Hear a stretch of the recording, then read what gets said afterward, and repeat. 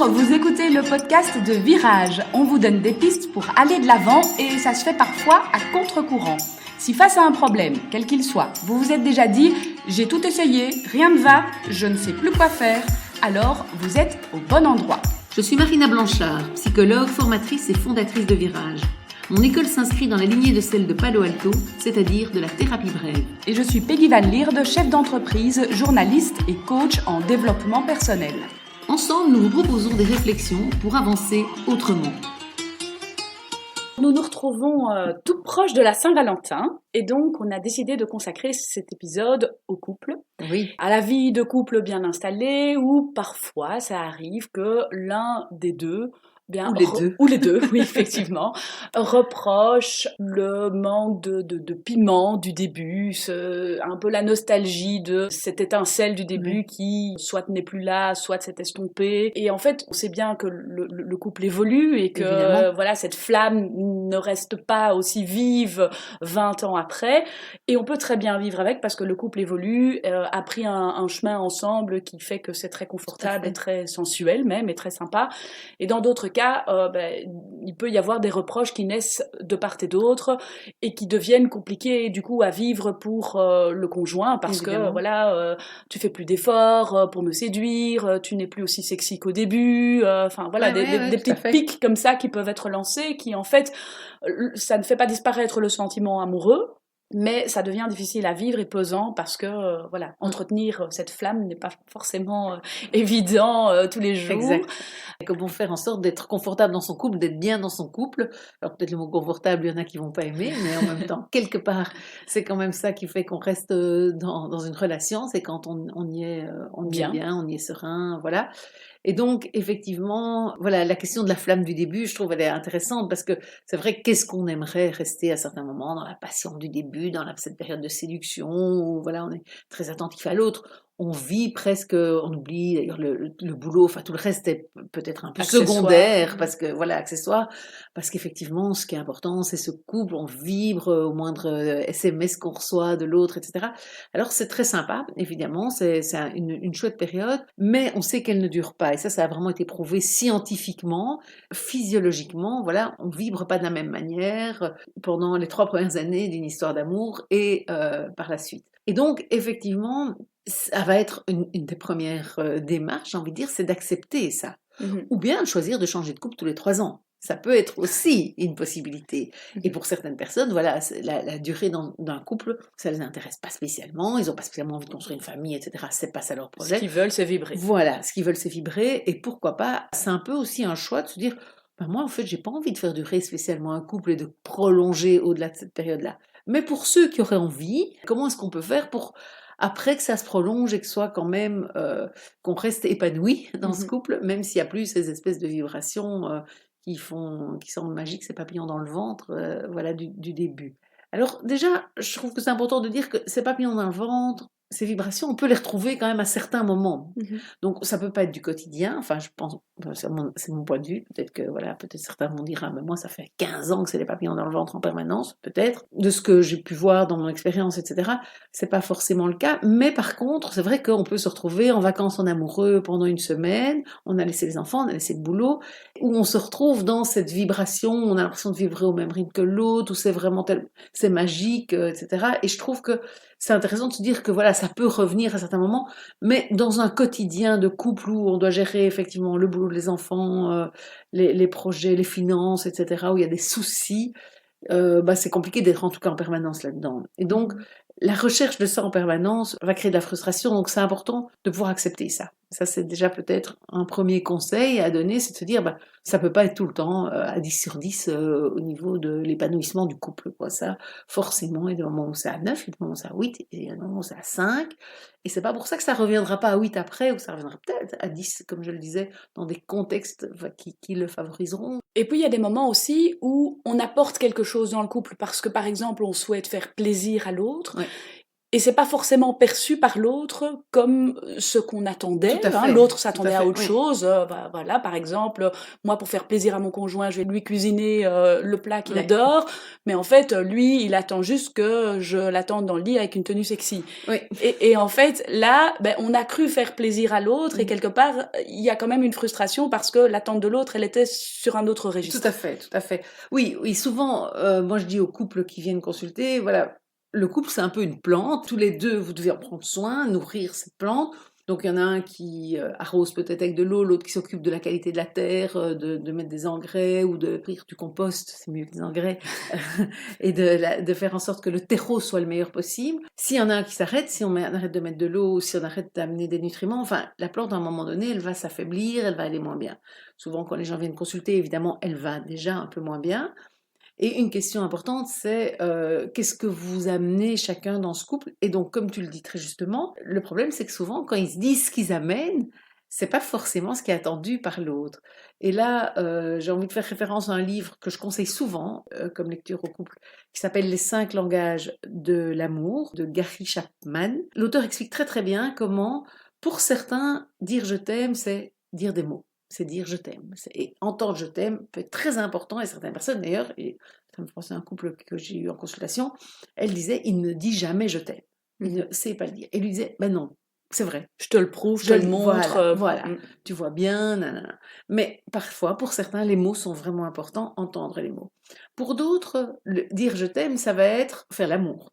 Ça va être à travers la sexualité, ça va être, tu vois bien combien je te désire, et évidemment que c'est, si j'étais pas amoureux de toi, si je t'aimais pas, je ne désirerais pas comme ça. Pour d'autres, ça va être simplement des gestes de tendresse. J'ai besoin de sentir sa main dans son dos quand il passe près de moi, pas juste qu'il passe près de moi. J'ai besoin qu'il me prenne dans les bras, j'ai besoin de moments de tendresse, sans qu'il y ait derrière la sexualité qui déroule. Ça, on l'entend assez souvent quand même.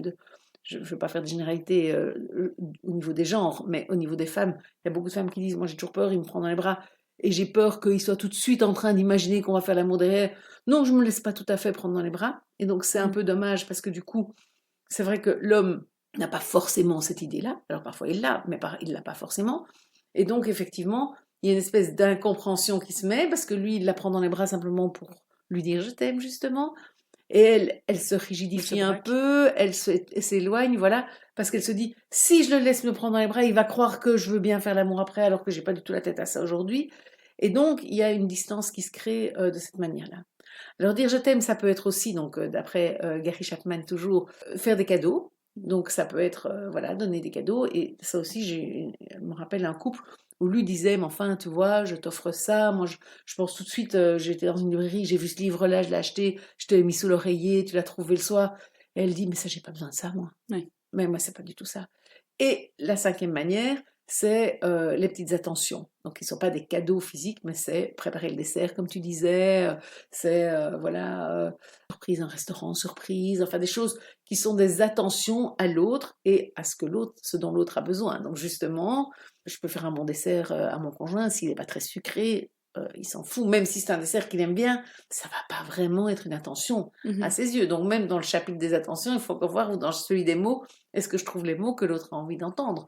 Mais donc ça veut dire qu'il faut apprendre à non seulement exprimer sa manière de dire je t'aime, et également connaître l'envie de l'autre et comment est-ce que l'autre a envie d'entendre ce je C'est ça. t'aime. Du coup, en discuter pour essayer de voir effectivement parler ce même langage parce que Ouais, sinon on ne alors, sera pas compris. soit en discuter, mais même sans en discuter, je pense que souvent on peut s'inspirer de ce que l'autre fait pour nous dire je t'aime. Parce que très souvent, en fait, ce que lui fait, c'est sa manière, c'est le langage que lui parle. Et donc, on peut s'adapter à son langage et on aura plus de chances qu'il s'adapte au nôtre quelque part. D'ailleurs, souvent, j'entends des femmes qui disent, moi, après avoir fait l'amour, il est beaucoup plus gentil, beaucoup plus attentionné. Et ce qui est évidemment aussi un problème, c'est qu'on est dans un truc où la femme, elle a envie qu'il soit gentil et attentionné pour avoir envie de faire l'amour, et l'homme, il a envie de faire l'amour, et du coup, il devient gentil et attentionné quelque part, parce qu'il se sent aimé en faisant l'amour, alors que la femme, elle a besoin de se sentir aimée pour faire l'amour. Et donc, souvent, on se retrouve dans un décalage aussi dans le couple, parce que la femme, elle attend d'avoir ce climat d'amour et d'affection, ce qui lui donnera envie de faire l'amour. Et lui, en fait, il a besoin de faire l'amour pour pouvoir donner ce climat d'amour et d'affection.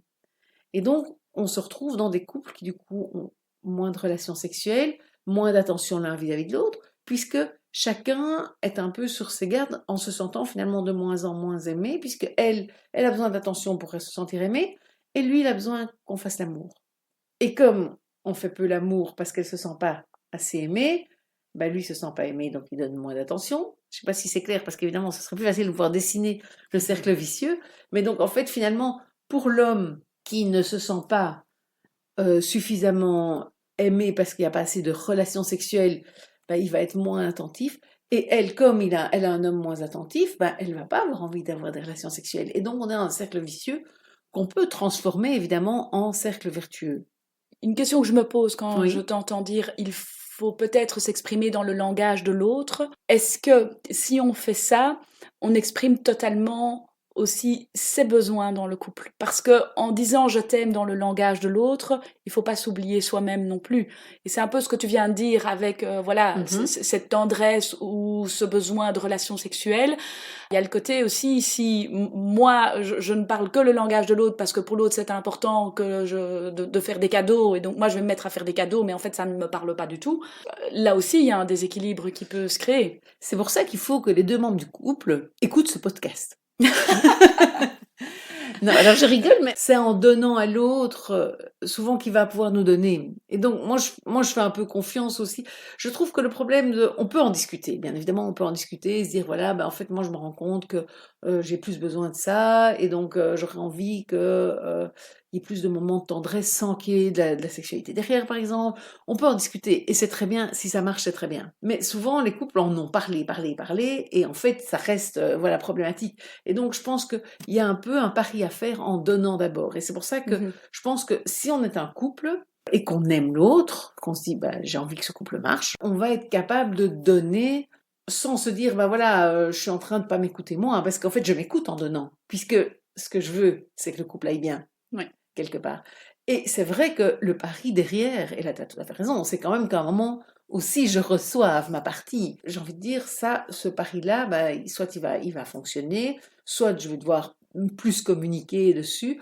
Mais je pense que il y a aussi des domaines où si on communique trop, après il n'y a plus rien qui est spontané. Donc quand l'autre va me prendre dans les bras, je vais me dire ouais, mais il le fait parce que j'ai dit que c'était mon besoin ou parce qu'il en a envie. Et donc ma crainte, elle est un peu là, de trop mettre de la communication et de perdre du coup une partie du naturel. D'ailleurs, au-delà du fait de pouvoir parler de ses besoins, etc., quand on parle de nourrir la plante du couple, quelque part, elle se nourrit aussi de projets de couple qui peuvent être du plus petit projet, qui peut être juste, ce soir, on regarde une série à nous deux, et à des projets plus grands, enfin, ça va du restaurant, du petit week-end, du voyage, prendre des temps pour soi, parce qu'effectivement le couple peut être oublié dans notre vie active. Il y a le boulot, les enfants, les loisirs qui prennent de plus en plus de place aussi aujourd'hui. Et donc alors qu'avant, déjà il n'y avait pas de télévision, si on remonte à il y a un siècle, donc il y avait les enfants, le boulot, il y avait déjà qu'un des deux conjoints, le plus souvent, enfin tous les deux ne travaillaient pas forcément en tout cas. Aujourd'hui on est vraiment dans une vie où chacun développe non seulement sa vie de couple, mais sa vie individuelle, s'épanouit dans des loisirs, etc. Et donc c'est important évidemment de ne pas oublier le couple, jusqu'aux projets, aux énormes projets comme avoir un enfant, changer de maison, choisir de, je sais pas moi, partir à l'étranger pendant une année, faire un tour du monde. Enfin voilà, il y a plein de projets différents. En tout cas, reprendre le temps à un moment donné, quand son couple est déjà installé, de se refixer les projets. Parce que souvent, on a cette idée de projet, quand on démarre la vie de couple, il y a plein de petites choses qui viennent très naturellement, comme cette flamme qui est là, comme cette vibration qui est là. Et au fur et à mesure, ça tend peut-être à s'estomper un petit peu. Pour pouvoir retrouver ce sentiment de couple, de vie harmonieuse qu'on vit ensemble, il y a plein de façons différentes de le retrouver, que ce soit à travers des petites attentions, à travers le langage de l'autre pour exprimer ce je t'aime, ou que ce soit à travers des projets qu'on reconstruit ensemble. Voilà, tout à fait. Oui, je pense que ça c'est important aussi, c'est de se dire que c'est vrai qu'un couple qui n'a plus de projet, mais quel qu'il soit, ça peut pas. Ça peut pas durer. Alors ça veut dire qu'évidemment on va aller chercher ailleurs le plaisir, la satisfaction, etc. Et donc forcément le couple, la petite plante va dépérir. Un peu, il va falloir donc y consacrer quand même du temps, de l'énergie. une attention à l'autre, quel est son langage privilégié à lui, ou quels sont ses langages, parce que c'est pas non plus uni-langage, mais se dire, voilà, il a vraiment, pour lui, le signe d'amour, c'est ça, je lui donne ça, et je pense vraiment, moi, que naturellement va se mettre quelque chose qu'on va remettre un peu, alors, peut-être pas la même magie qu'au début, mais quand même, qu'on va permettre au couple justement de retrouver des plaisirs ensemble, des choses comme ça. Donc, que retenir aujourd'hui de cet épisode ? On vous a donné quelques pistes donc dans cet épisode. L'une de ces pistes étant de faire écouter cet épisode à votre conjoint pour raviver cette petite flamme éventuellement. L'autre étant de lire à deux ce livre, les 5 langages de l'amour. Oui. Et donc on vous met les références en commentaire de cet épisode.